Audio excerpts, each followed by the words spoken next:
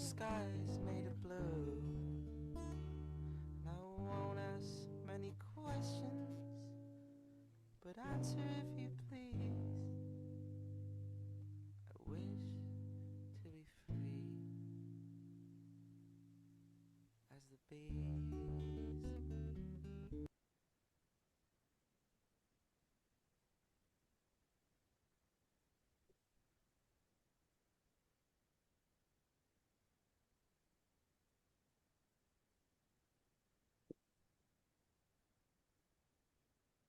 Here. All right, I've got 5 o'clock, and I will just continue to let people in as they arrive. Um, we are recording this, so I'm pretty happy we got this all pulled together. Let me throw up the agenda. Hopefully, everybody is in the right place. Oh, hold on, this is April coming in.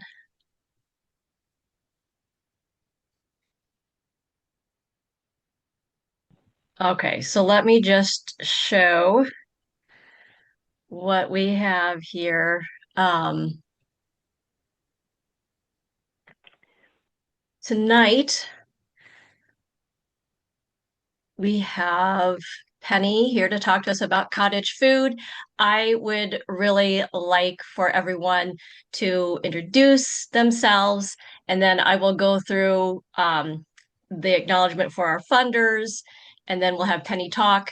I did not get a lot of pictures or questions beforehand, but I always come prepared with a few for you, Penny. So I do have that, and feel free to use the chat. I will start with my introduction, and then you guys can follow the same kind of format here. So let's see. You can all see that pretty well. So my name is Julia. I produce learning circles for beekeepers. I know several of you here on the call tonight, so it's nice to see you. I went back and I started thinking my daughter got bees in 2008, and when she got to be a senior or freshman, senior in high school, freshman in college, by then it was 2011. So I've been in beekeeping for 15 years. I got him in 2011 when she kind of exited the stage. So, what I'm hoping to learn tonight is how I can help you all and what the weaknesses are in the the beekeeping world, because I know we do focus a lot on beekeeping and animal husbandry, and we don't talk a lot about sales to help us afford to keep bees. So I would like you to follow the same format. If I could get your name, the years in beekeeping, what you hope to learn. If we could maybe start with April, and then we will go to Andrew after that. So April, if you could go ahead and talk, um, love to hear it. I will quit Okay, sharing my screen. great. Thank you. Can you hear me now? Yes. I'm in. Good. Yes. My name is April DeVito. I've been beekeeping only since 2024, so I'm brand spanking new. I was thrown into it by a beekeeper who had been a sideline beekeeper who no longer wanted to deal with the historical society's apiary. So just become a beekeeper and boom, you've got 6 hives. Go for it. So that's my little beekeeping thing. What I want to get out of tonight is the logistics of selling something. I do have to, after I harvest and I'm free slavery to the Historical Society, I give them all their honey. But there's other bee products, the wax, the propolis, and that I can use, and I'd like to be able to sell, but I don't know where to even begin with that. So that's why I'm hoping the cottage, is going to help me with that. Okay, very good. And we'll go to Andrew next, and then Josh, you're after that. Go ahead and unmute yourself. Thank you, Yeah, Andrew. yeah. Hi, Andrew Phelps, Phelps Farm, Guttenberg, Iowa. Um, been we've had bees since let's see, 2020. So a few years. Not a huge apiary. I think at one point I had maybe 14 colonies. That was a lot for me to manage, but yeah, we just keep it small. Mostly interested in infused honey products and yeah, kind of the labeling requirements around that as well. Very good. It's nice to have you with us. All right. So, Josh, did you have more? Okay, so if we could have Josh and then we will go to Scott after that. All right, Josh Hennings. Been beekeeping since 2023. Um, my dad was a beekeeper for a number of years back in the late 2000s, and I kind of got into it by doing that because I'm a woodworker and he wanted hives built, so I built a bunch of hives for him, boxes, deeps and mediums, and so as some after some time, I finally got into it. I guess what I'm mostly wanting to learn is, the proper, proper way to, how to make a label, for your honey and how to properly go about selling it and, making sure following the laws, I guess. Very good. I think you'll get some answers tonight. All right, if we could have Scott unmute yourself and then Terry, you will be after him. Hi, my name is Scott Flynn, and I've had bees for 3 years now. And I'm my business partner, have done farmers markets and whatnot, selling some of the products from our hives. Um, and obviously, it's easy if you're doing pure raw honey. But we've questioned, the different requirements that we get into when we move to flavored honeys, and then also if we have like a local store that would like to put some on the shelves, which we've had people request, and we've done it with the raw honey, but we haven't done it with some of the others just simply because we're still trying to get a handle on what we need to do in order to be able to do that. Excellent. All right, Terry, it looks like you are the last one to go. Okay, Terry Granger, second year beekeeper. I want to learn how to label my product. Excellent. So I think Penny, you're the next one to go, and then I'll do our acknowledgement and all that other good stuff. Penny Brown Huber, food business specialist, starting my third year at Iowa State at the Food Innovation and Business Hub. My office is in Ames, and I'm happy to be here. So, Yes, and we are happy to have you along because again, kind of the the topics that I've chosen, they kind of came about after kind of the situation that Scott was talking about, where we know there's some kind of regulation, but we don't really know what it is. But everyone's asking us, so we're not sure where to go for help. So let me finish up here by going to our acknowledgement really quick. We are able to meet today because of SARE and the Iowa Farmers Union. So everything you hear tonight is because of a grant that I got a couple of years ago. I would say the Iowa Farmers Union has really helped me understand how to work with our elected officials at the State House and at the state, at the, I'm sorry, in Washington, D.C. on the national level. Um, and so I can really see that connection. And North Central SARE has been wonderful for me to lean on. Excellent, excellent people. If you ever um, have questions, they are certainly there for you. Um, I think after that, I just want you to know that I have a couple more learning circles scheduled to happen over Zoom. The last part of this series is presented by Just Iowa Honey. They are going to talk about their production systems and all the things that they had to consider before they even poured a single bottle. And the other one is all about the swarm call list that we maintain here in central Iowa. But I think it's certainly interesting for anyone else to consider if that's a kind of business that you want to pick up as a beekeeper. And then I will put email addresses into the chat so you can refer to them later. But if you want to write those down now, I certainly welcome that.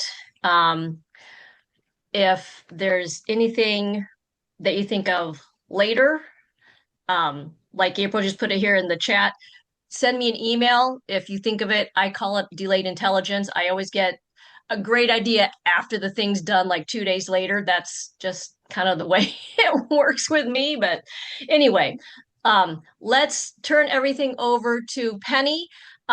When we are done, whether we have a lot of questions or photos for her to review of labels and bottles, wherever you leave in the meeting, if you can't stay the whole time or you lose connection, you will get a poll. It's only 3 questions. It is anonymous. That's something that I need to use for my grant reporting.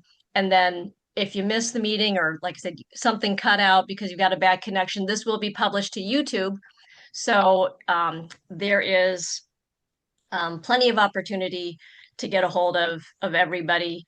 So let me stop sharing here, and then Penny, you can take it away. I made you a co-host, so if you have any slides that you want to share, if you just want to talk, whatever, I am here to support you. I've got a PowerPoint, but I'm not always great at this, so just give me a second here. Yep, you should be able to see that share button. There's a green share. Yep, there we go. Perfect. Can you guys see it now or yet? Yes. You can see it? Okay. Yep, that All looks right. good. All right. So thank you for inviting me. I've been doing the Cottage Law program all around Iowa, and so it's always exciting to hear what everybody is trying to their vision, their goals for their small businesses or their farms. So let me see how this is going to work. Usually I'm in person, so that's.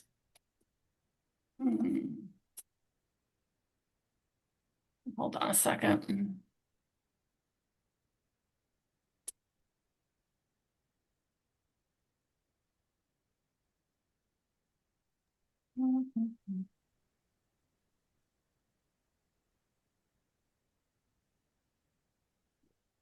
Okay, so my focus is to try to create more Iowa small food processing businesses around Iowa. I've been also working with communities at establishing shared use kitchens, which has been a really interesting journey too. So this is 100% of my focus, and Julia just shared my email, but I'm also more than happy to take phone calls.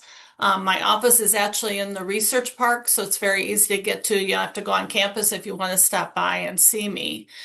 So we have recently launched the Food Innovation and Business Hub here in our unit. And what this is meant to do is try to provide sort of a one-stop shop for you where you can come and get a lot of support and help. A lot of technical assistance.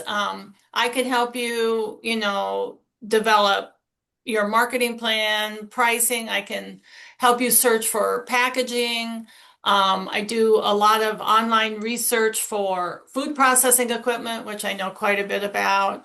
We have some people here who can do feasibility studies, help you with your business plan.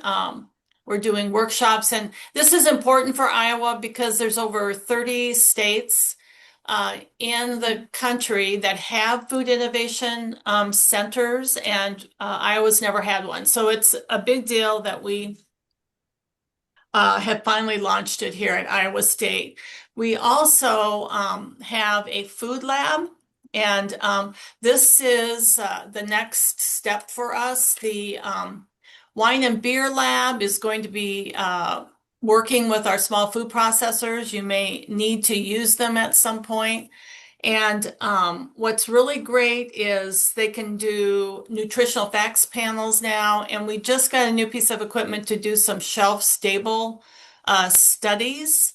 And that piece of equipment will be online by summer. So if it's something that you're interested in having some of your food products tested, we could talk about it, and then there's a way to reach out to them. And they typically like to either have a phone call or an email about first to tell them what you want to have tested, and then they'll go about beginning to work with you. So it's really exciting to have a natural food lab to work with. So hope you're able to take advantage of that. Also, I do a small food processing digest you might want to sign up for here. Let me see if I can get this to open. This is the newest one that just came out. Can you see that? Julia, can you see that on my screen? Nothing has changed for me. Okay. All right. That might not let me do that. I might have to figure out how to do that in the future. Hold I on a will say I second. do subscribe to this, and it's a pretty easy to read lay terms. It's not too technical. So Right. I do appreciate that. It's meant really to give people a chance to, hear about other folks, what they're doing, how they're doing it, learn from, some suppliers, learn about grants, events, conferences, lots of food safety. So I'd be happy to talk to you more about it too, but we have, this is our fourth volume, so I feel like we're starting to get our stride with it. Andrew and Amy were a feature in the January digest, so it's a really exciting thing, and I hope you'll subscribe. It's free. It only comes out twice a year, so it's not anything overwhelming. So one of the things I wanted to just be encouraging you about, we have a food entrepreneurial system that's pretty ragged. It's not as robust as it should be. And so we're really needing to spend time creating more density of food entrepreneurs around the state so that everyone can be helping each other and sort of supporting the dynamicness of a food system.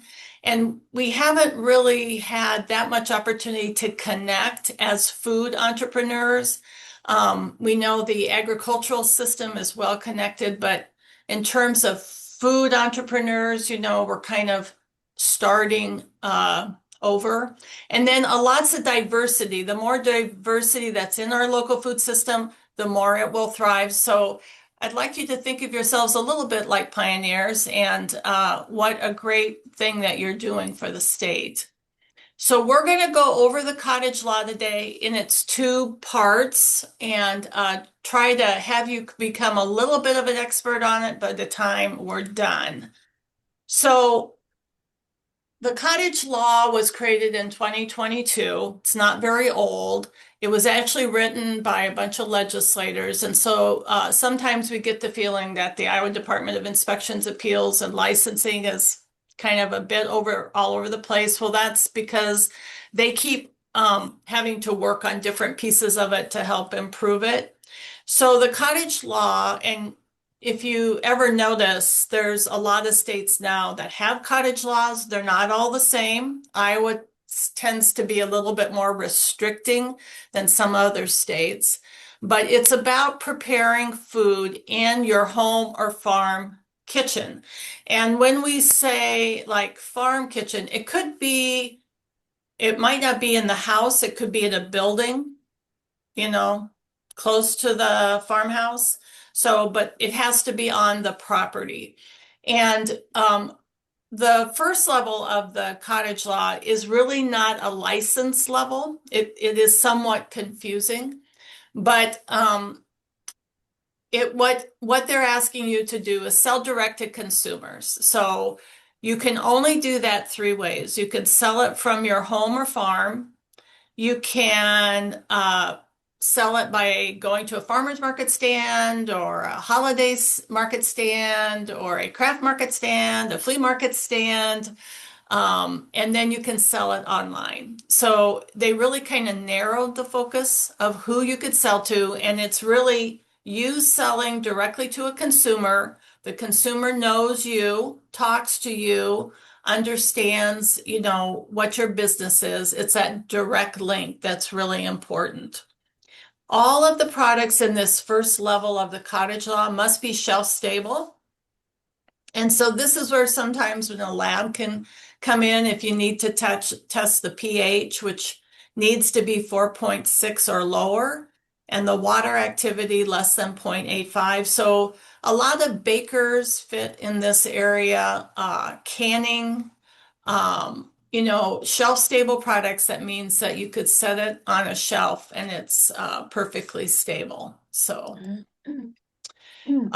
typically in this level one, you aren't expected to take a food safety course, but I'd like to recommend the home-based kitchen operations course at Iowa State.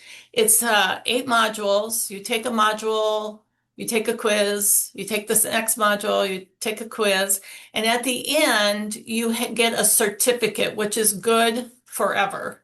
And that certificate is also good for the level 2 in the cottage law. But if you're at a market, a farmer's market of some type, I always recommend putting the certificate in a frame and setting it at your table so that your customers can see that you actually care about food safety, and it will just help them feel more secure about your products. There are also no templates that you would typically have to do. Sometimes when you go up to the next level, you have to be able to provide information to an inspector.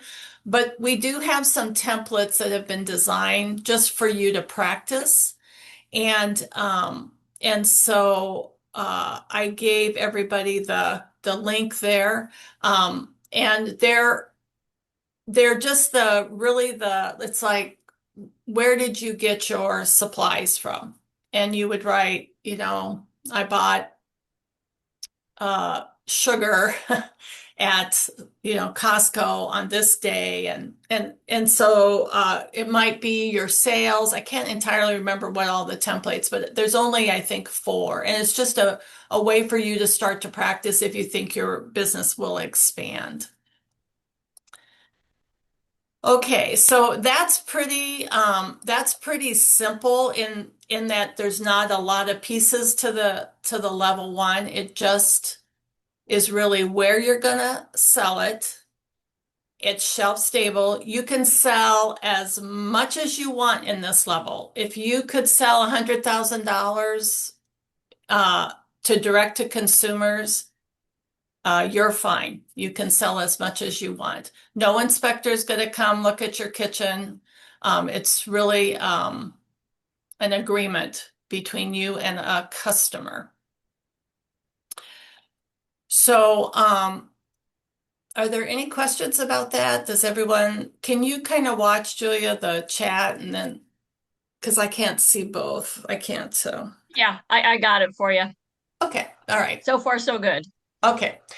So let's talk about this Cottage One product label that you must put on your products. Now, honey is an agricultural product, so it doesn't fit under the food law, right? Just the all natural honey. But when you start adding flavors, you start changing it, putting it in a bag, you start turning into a consumer consumption product that's been handled, then things start changing, and we can talk about that some more. But so under Cottage One, the product label must have the following: name of the business, the address of the business, meaning city, state, not your home address, because it's somewhat risky. And in the law, I'm just going to tell you, in the law, it says home address,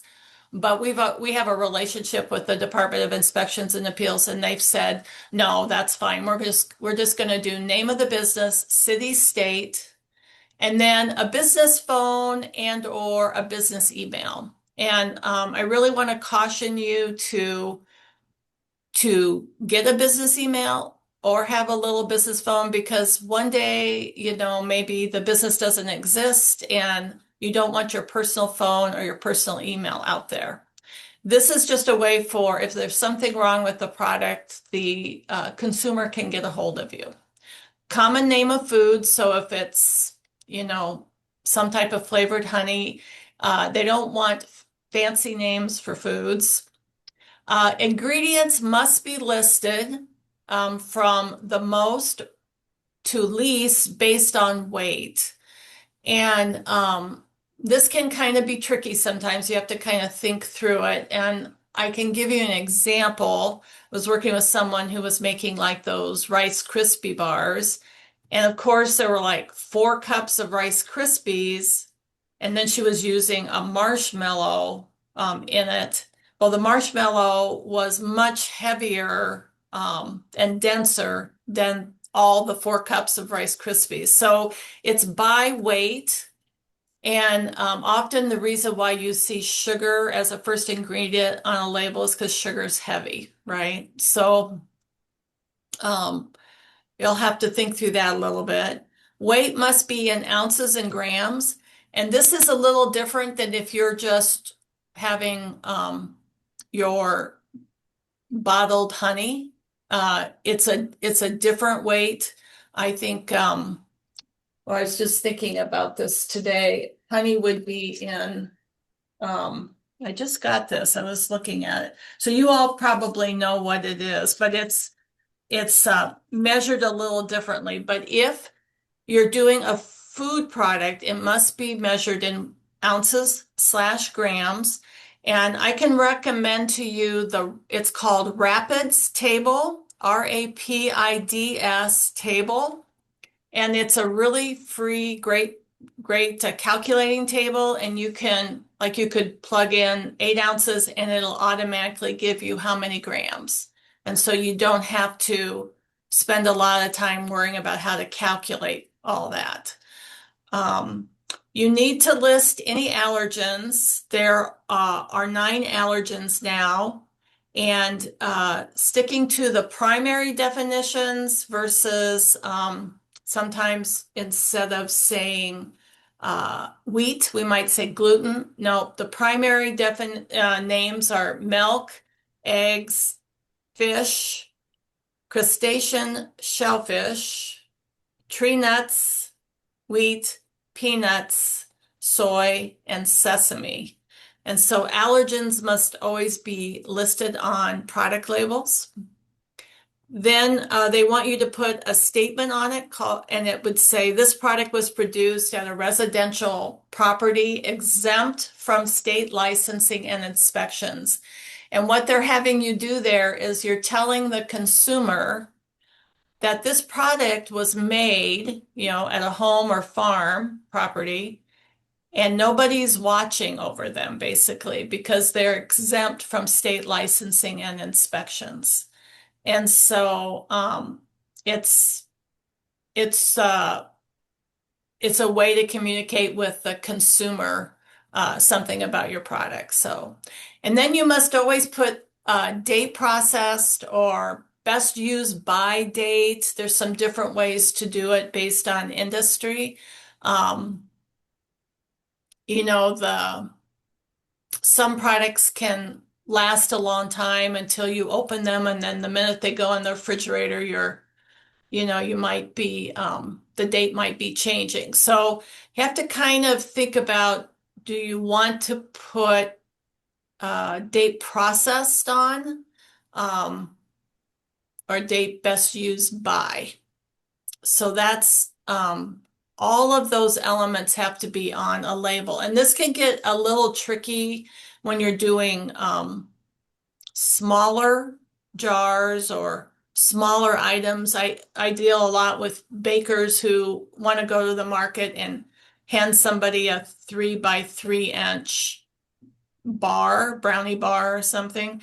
Well, having this big long label doesn't work. And in that case, you can kind of create a label on a piece of paper and then put all the information and then put it in a frame and have it sit next to something small so the public can read it when you're at the market.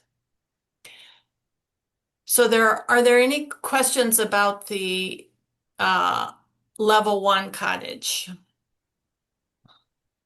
So I've got a question related to that small product size with a big label. What about like a QR code? Is that acceptable? No, it's not. They need to be able to see the label when they're buying the product and have the label available to them. But a QR code, this just came up at the conference on Saturday, actually. And they said no. QR Okay. codes are no.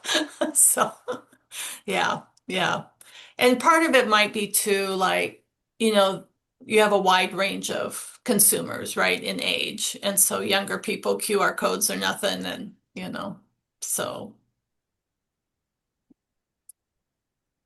Okay, are we ready to move on here? So, the home food processing establishment license is the next level of the cottage law. This can kind of get a little confusing. So all the things that we talked about in cottage level 1 apply in cottage level 2, but now you get some new opportunities along with it. So this is actually a license. You will be, if you wish to do this, you'll be going to the Iowa Department of Inspections and Appeals, and once you're ready, and you'll be filling out all their need for information. You will be talking about your products there, and we're going to talk as I'm going to kind of walk you through here all the things that are needed for this actual license. So, this license will let you do all the cottage one, and then it adds an opportunity to sell wholesale your products like to a coffee shop or to a small grocery store or somewhere else, but you can only have sales up to $50,000. So I always recommend to people when you're going to a farmer's market and selling your products, not your raw honey, but your processed products, processed honey products, you keep all of those sales separate. You track those sales. When let's say that you had some flavored honey and you were selling it to a small grocery store wholesale, and they were going to turn around, put a price on it and sell it direct to the consumer themselves, you would keep track of all of those sales separately so that, because you could have 100,000 in the cottage level 1, but when you hit 50,000 in wholesale under this license, they want you to move out of your home to make your products. The license itself is only $50 a year, which is great, but it has to be renewed every year. And there is quite a bit you need to do to get ready for this license. And I've helped quite a few people get ready to prepare all the requirements needed, and then so that you go and you put all the information in the website for the Department of Inspections and Appeals, and then that will trigger the inspector. Oh, you want to get a license, and then that would trigger the inspector to call you to come see your kitchen and approve what you hope to do. These are shelf stable products, but now many of them must be tested in a certified lab. And there are also opportunities for a sort of a wider variety of products, and having to open something and then put it in the refrigerator. You'll see a lot of folks who have licenses who are doing those kinds of products. Okay, this level, to get this license, you would need that food safety training. The Iowa State one is just one. There's Serve Safe and a couple others that you could do. They're all a lot more expensive. The Iowa State certification's $70, so I always recommend that. And then here is where you get into templates that are required. Okay, and so actually what's happened is all the templates have been done for you. They're on an Excel spreadsheet. You don't have to make them look pretty. You don't have to change them at all. It's what the inspectors want to see. And so you can download those templates from the Iowa Food Protection Task Force and use them just as they are. So they're going to want you to have some standard processes and practices, including a standardized recipe. So I always tell people we're going to build a three ring binder, and we're going to be able to explain to an inspector how you prepare your kitchen, uh, how you clean it, how you pull out your different pots and begin to make your recipe. What does the recipe say? And they'll want to know all that. They'll want to see, and this can just be like personal hygiene standards might be like one page and maybe not that much, but it's going to say things like, how you clean your hands. Are you using gloves? If somebody's sick, they get shooed out of the kitchen. You know, you can't be in here. You'll be doing temperature monitoring with this license. Your refrigerators, your freezer that you've got products in, will have to be monitored. You'll have to have some type of thermometer on those. Your oven, making sure it's getting to the right temp. If you're going to eventually do your own pH calculating or water activity calculating, um, you can do that after it's been tested, but you have to have calibration records that you're calibrating the equipment so it's operating right. You'll have production or batch records, meaning that, okay, on this day, we made XYZ number of, flavored honey 8-ounce jars. So you'll keep track of that. Sanitation records, you'll be required to use food grade cleaning materials. Typically, it'll say, like if you go to Costco or Sam's Club or whatever, and you get, you wouldn't get the bleach that you might use like out on a farm, but you would get food grade bleach, so that people don't get sick and I often go in kitchens and I'll tell you that many times people do not have food grade cleaning products and the inspectors they don't like that. So you need to pay attention to that. You'll have some training documents, like maybe you have an employee and you're just, showing how you're training them to keep the kitchen clean, clean the countertops when it's done, or the equipment. They'll want to know how you're training your employees, where you're selling your product to. So it will be how much, what day it was sold on. So if anything happened, they could check on it. And then our receiving records, which are about where are you getting products to make your product, right? So if you're having to buy flavoring for flavored honey, where did you get it? When did you get it? And they will have a tracking device most likely on their products too. So it's kind of a lot to get all of that ready, but I often help people get through it. And I would say it takes about 2 to 4 months, depending on how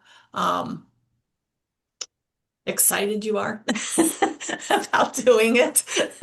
And we get all of that ready, and then you'd be ready to go into the website, fill out all their documents, tell them all the things that you have, pay your $50, and then it would be triggered to the inspector to give you a call. Any questions there? It's kind of a lot. It seems, when I talk about it, I think, oh, it seems really overwhelming, but we really just work through it. We just kind of take it in chunks, and it goes pretty smoothly. So we do have a couple questions.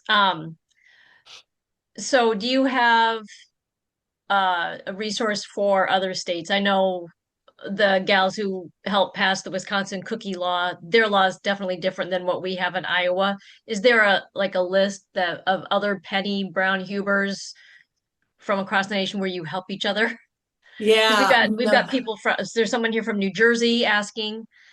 Yeah. So what I would suggest is, so in Iowa, to help people, the Iowa Department of Inspections and Appeals and Licensing is the FDA in Iowa. So they represent the FDA in Iowa. I know in other states, sometimes they're separate. So what I would do is try to reach out to um, the FDA/state representative for the state, and then see if you can figure out the cottage law. If you're having trouble, I would send me an email and I will find it for you. I will find it for you. It might be even easier just to ask me to do it than to try to find it. But for you to know that I have people all the time, like Nebraska, I'm just going to pick on Nebraska. Nebraska, I get calls. They have a very loose cottage law in Nebraska, and they always want to do things in Iowa that they can do in Nebraska, and that's not allowed. We tell people we have our laws in Iowa we have to abide by, and then if you come in to sell food into Iowa, you have to abide by those same laws. So it might be different when you go from state to state. I think Wisconsin might be, I just talking to somebody about Wisconsin, it seems like they might be a little less strict too, but Yeah, maybe. I think they are. And then I just want to double check with you. So, the $50,000, that's gross wholesale, correct? Right. It's Yeah. not the retail price of sales. No, no. So what will happen is if the inspector comes once a year, they probably won't, but if they did, and you got up to like, let's say you're at 51,000, they're going to say to you in your wholesale sales, you got to get out of this kitchen. They're just gonna, or stop selling wholesale. That would be the other choice. And, but on the other hand, they're not going to look at the cottage level one sales. So a lot of people are having success selling online. Um, and that might be an option for folks to think about. People are Right. So it might less be a deal prices. where the farmer's market, that's like your marketing plan. That's how you hook people. And then you actually do the sales directly to them and not at the farmer's market. You could Is do that that. Yeah, you could do that. You could. I just think when the online carts that are around now can be really great, and you might have customers. I have several clients that have customers all over the country, and they're just less sensitive in price for some reason with online cart purchases. So, but you can do both, but only if you get this home-based license. If you want to sell into wholesale, you have to have the home-based license. So, and then for food safety, um, do you know, I'm trying to remember, I used to have a Serve Safe certification. What's the length? What's the term? How long do those last? How long are they valid or do they but expire? I think they're 3 years See, and that's have what to I be remember. I just didn't renewed. know if ISU was on a different scale I than the Serve Safe certification. This home-based kitchen operations I'm talking about is forever. You never have to renew Oh, it. okay. So that's Yeah. maybe the one to go with. Yeah, and it's $70. You have 6 months to complete it, and you get the certification that you can either put in your binder or put in a frame for your table or that thing, kind of thing. Okay, let's talk about the home-based label because this license label is a little bit different. You're gonna still have the name of the business, uh, address. One of the things it says in the law is license number. The problem with that sometimes is people get they've got labels printed and they don't necessarily have a license number yet. And so we just tell everybody just name of business, city, state, phone, and or email. And if you can get your license number on the label, that's great. Common name of food, still ingredients listed, most to least based on weight, net weight in ounces and grams. And then if it's something that needs to be refrigerated, You may have to give them some information like uh, once open, refrigerate. That might be a new instruction on the label. Obviously, if you've had it tested, depending on the type of product, and we can talk about it, but you'll want to put in some type of best used by date. And then this statement is different. I don't understand it. I've thought about it a lot, but this statement is this product was produced at a home food processing establishment. I don't know. I don't know if that says that you're licensed, but that's what the statement is. It's kind of strange. So the statement's different, but it means something to dial. So you have to list your allergens, and you can't have claims on this label that are, you know, heel arthritis or any kind of those crazy kinds of claims. But one of the things is that I always tell people when you're doing your label, you could have, you know, handcrafted.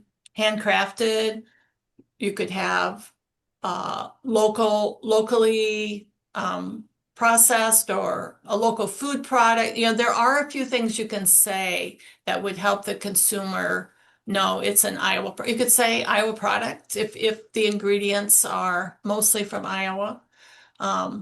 So you can say things like that on the label, but nothing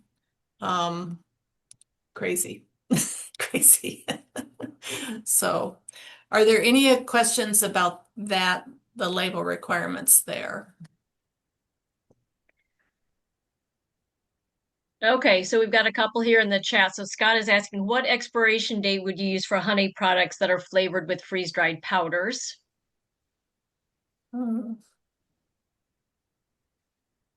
So, yeah.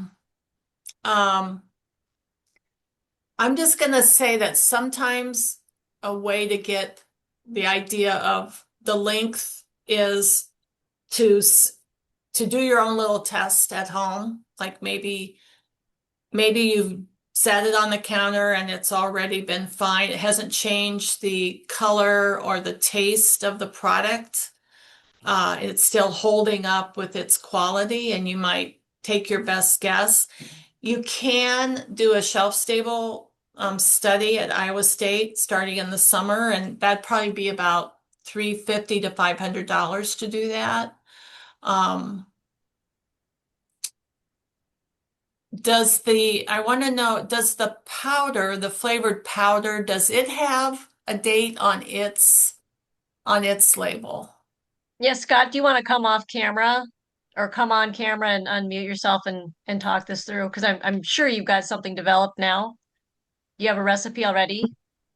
Well, we've had a recipe that we've essentially used a freeze-dried, for instance, elderberry powder that we then mix in with the honey. Now, from my understanding, theoretically, there's not an expiration date that would be a food safety issue. Obviously, there's a potential quality issue Yeah. after a period of time that you may lose color or something like that. But Yeah. so I'm trying to understand whether it would be a best buy or expired date or what is the best avenue to go.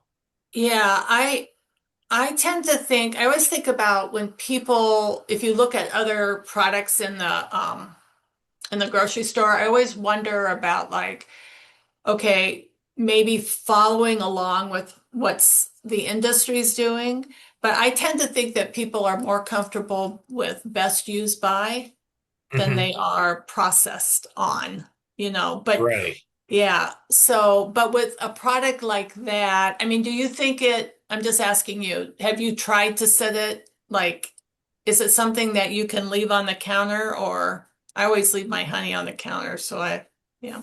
Yeah, it would be, and we up to this point have done it only with creamed honey, but you could theoretically do it with raw honey as well. Um, and I mean, there's no spoilage issue, but there have been some instances where some of the products do change color over time, which I think is probably due to exposure to sun or Done. UV or And maybe, whatnot. is there But a separation that you can see between the flavoring that was added and No, it doesn't really separate. okay. But there is some fading that I think occurs over time. And I think that that may be sun exposure, but I'm not really sure. So, do you have any that you've set aside for a while and We've had some, actually, some that we had an issue with to where we overproduced and had set aside. And mm-hmm. that had gone for a year and a half. And by then you could start to see some coloration change. Not Okay. necessarily noticeable change in the flavor, but Yeah. there was a color change at that point. So having you say that, I might say I'd put best used by in a year out. Now you could have on the label the words best used by and then a space, and you could take a Sharpie and put that year date on it, Okay. like so that you're not making, it becomes label crazy. So Yeah. yeah, so um I you can't control what the consumer is going to do with the honey, particularly. You can Right. just give them some guidance. So you could put I think you could put keep in a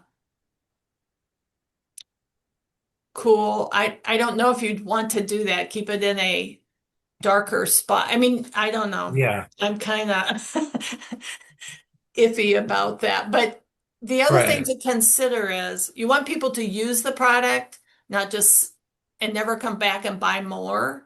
So you have to Right. kind of balance, like if it's, let's say it's an 8 ounce, which is smaller, but let's say it's an 8 ounce jar, you might Hmm. want to put 9 months on it just to try, like that would be a reason to keep selling more.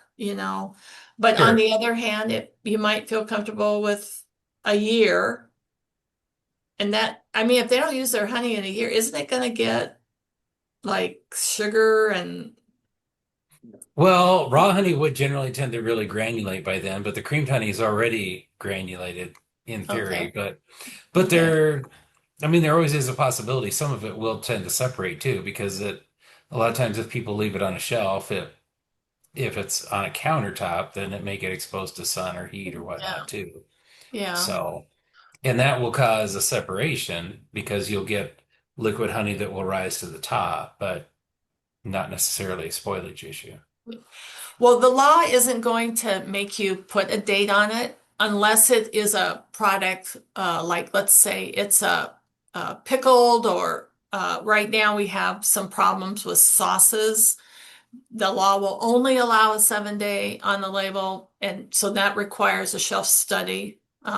So there's some things that they mess with, but in this case, the date best used by is going to be up to you. Okay. Yeah.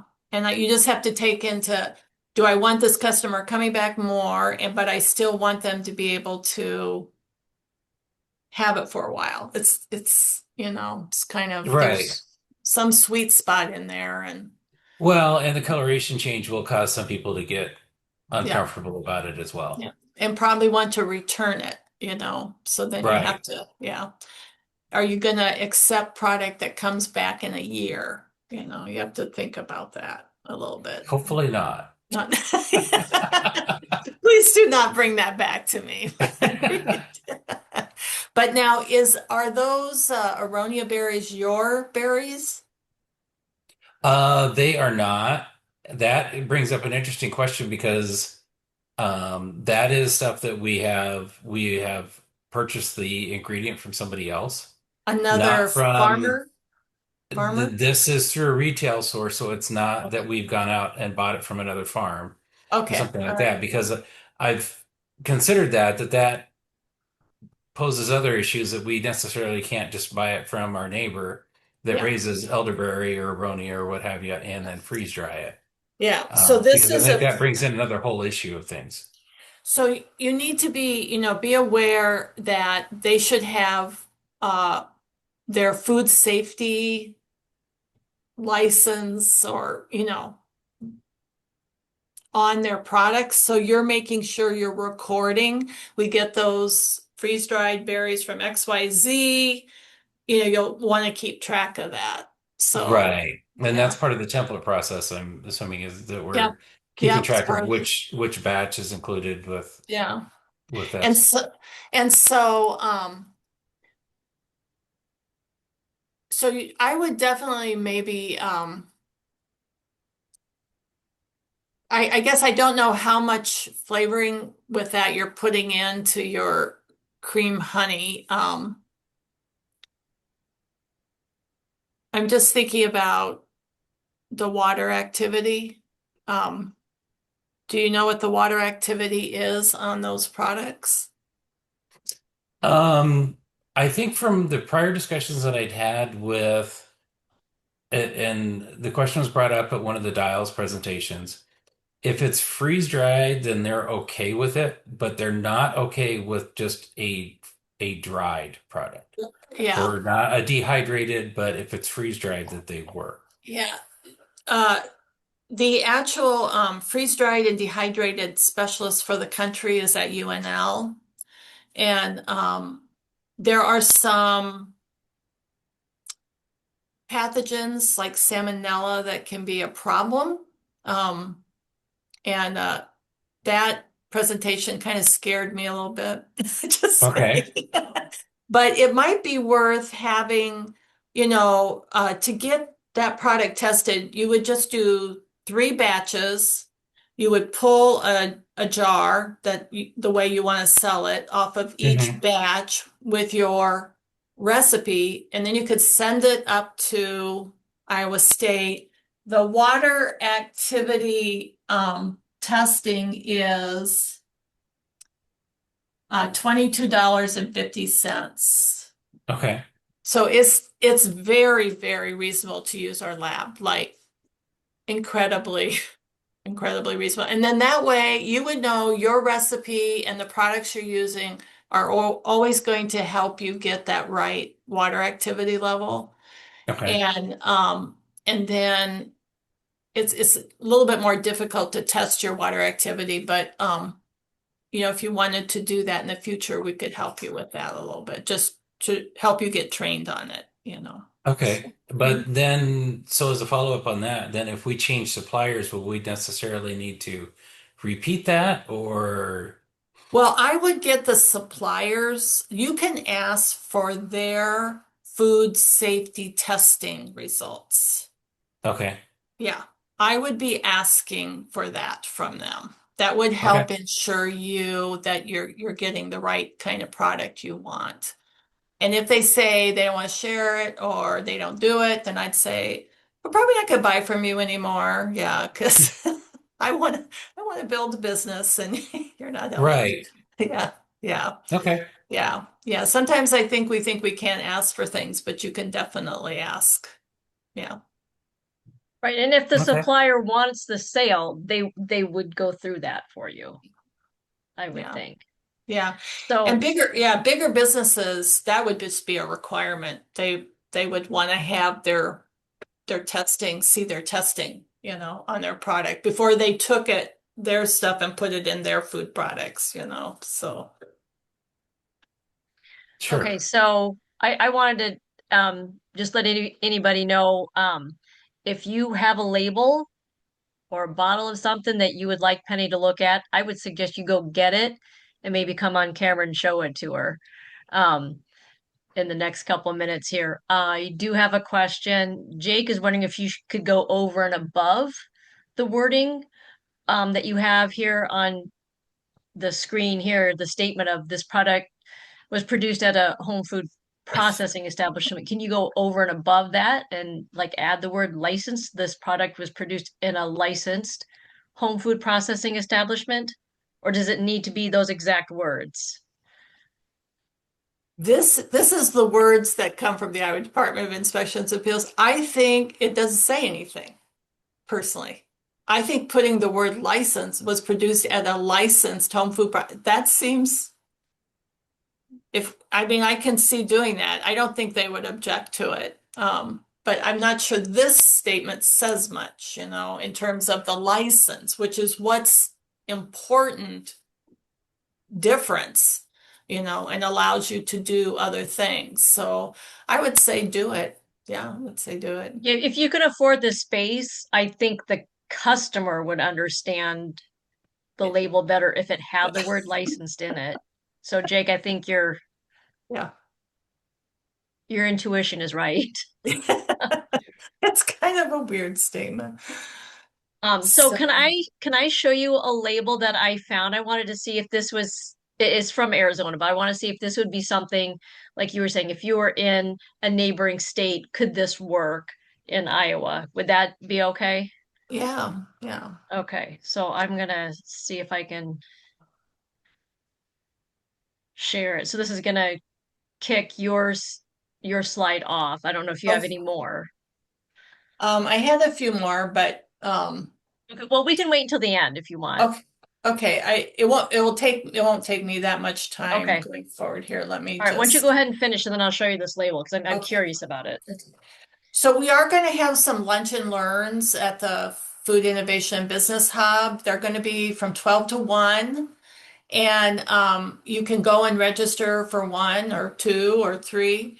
But importantly, right now, Iowa does not have any frostings approved for cottage or home-based license folks to use. We're working on that. So if you're thinking about making a honey cake or something and you want to put a frosting on it, we don't have any approved right now. So we've been working with Dial. We're hoping by summer to have probably several approved, but we probably aren't going to approve a cream cheese frosting. So these are talking some about services that we can offer. That July 7th will be the lab folks going in more detail.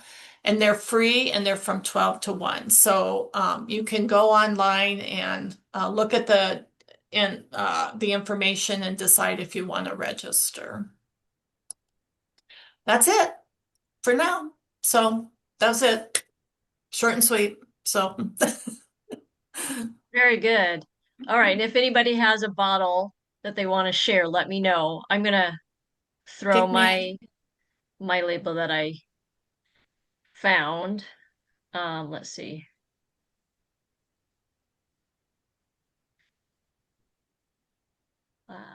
Okay, so here's the picture. I crossed out their name, but I think you can see it.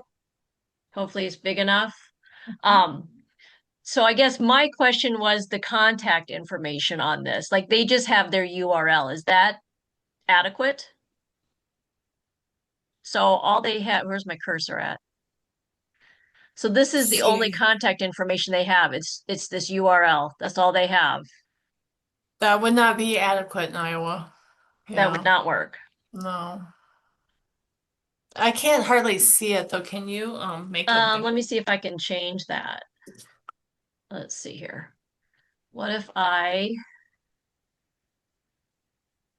went like that? Does that help? Yes. So they're saying made in small batches. I think that's a great way to promote your product. Um, the website is nice that they're sharing it, but that would not be enough in Iowa. We do not require a nutrition facts panel for this level of licensing and non-licensing. We just require ingredients, and then just listing by weight, most to least, like as a sentence. So you don't have to go through the nutrition facts, but we do have the ability here at our lab to do nutrition facts panels. So if that's something you want, we could do it. Their ingredients is yeah, so they have heavy cream, then sugar, then honey, light corn syrup. Corn syrup's kind of heavy. So if you use a product in your product, you're supposed to list all the ingredients from that product. So I always use the example of chocolate chip cookies. If you use like Nestle's chocolate chips, then you would have to put all the ingredients on your label that made the chocolate chips. And that can get sometimes a little crazy. So Big you'll have to label. think. Yeah. So they have their contains milk. That wouldn't be good enough for Iowa. You'd have to put allergens, milk, net weight in Iowa in ounces and grams. And then they have a best use by date, which they apparently didn't fill out, I guess. Okay, and maybe they handwrite that for whatever batch Handwritten they each time, yeah, with a Sharpie. Yeah. Yeah. So, I mean, they did tell a little story. I think that was kind of nice, right? If you have a label you can do have. that Okay, very with. good. Does anyone else have a label they would like to share? I know we had maybe 4 people also join in to the meeting after we started, so I want to welcome all of them too. Does anybody have a label?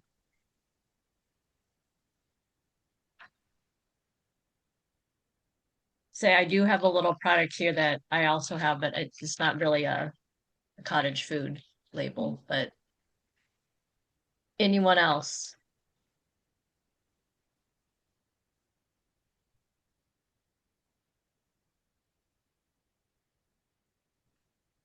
So, are there any other questions in the chat that, Um, the only other question I'm seeing is a list of things that like claims that you absolutely cannot make.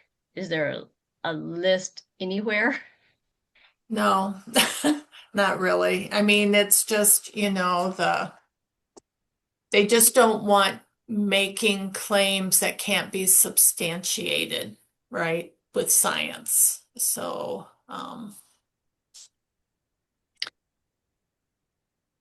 and then was anyone going to make a like lotions or soap or Like the personal care products uh-huh.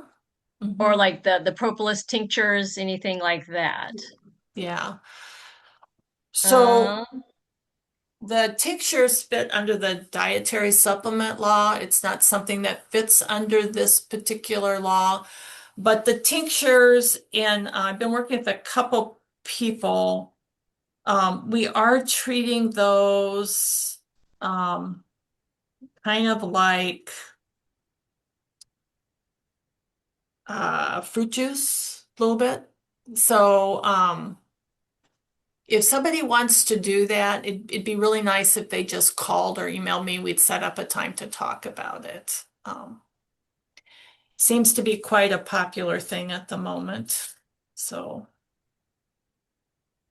so I did look up, I was looking at the honey, of course, pure honey is an agricultural product, but flavored shelf-stable honey you can do in Cottage 1 and the home-based license Cottage 2.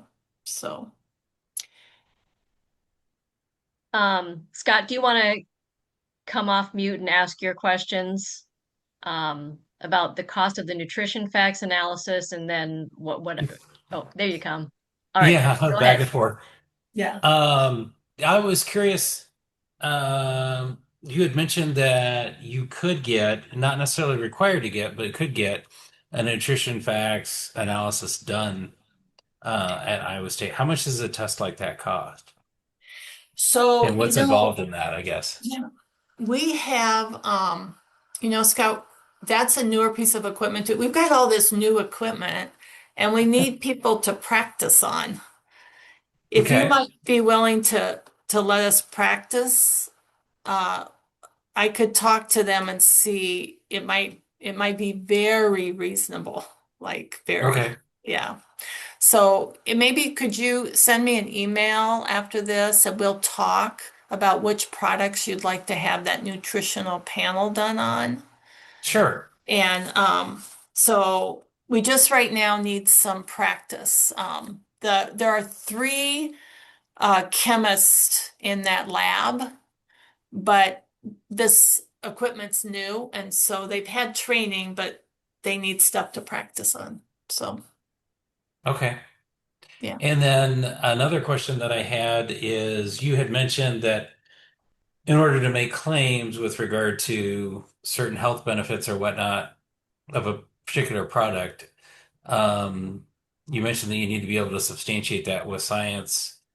But how do you do that? I mean, there seems to be a fine line somewhere in there where people will talk about, for instance, the health benefits of elderberry or something like that.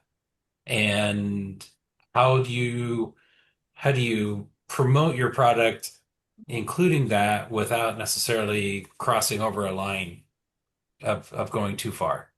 Well, you can talk to consumers about what you believe, or you could hand them, information that you find helpful.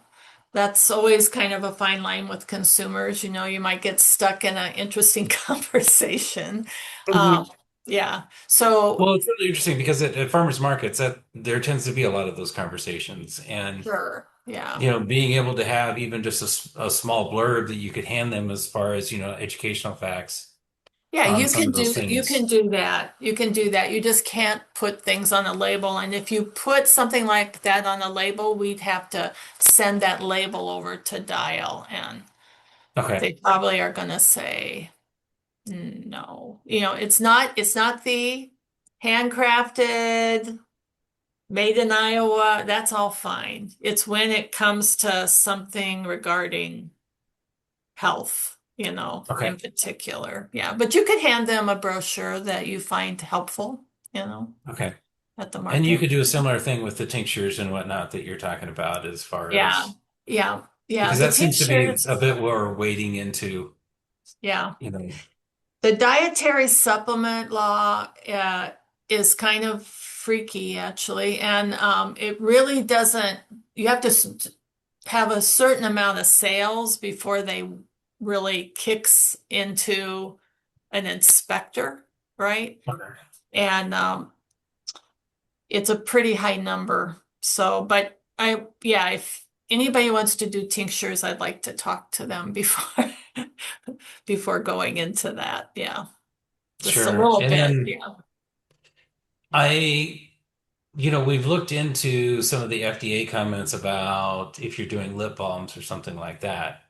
And then that seems to be relatively straightforward as far as just simply listing the ingredients by weight again. Mhm.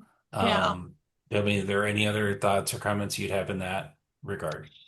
No, I mean, for me, as somebody who works with a lot of food businesses, I just want to encourage you to not become overwhelmed by the number of products, right?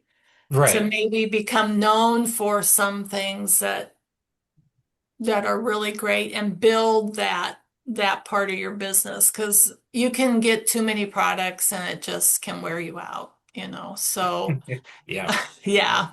So and uh I don't know if you have all the time in the world to monitor the dietary supplement stuff, and things are changing. I'm very interested. It does appear that I'm a member of the Midwest Food Processing Association.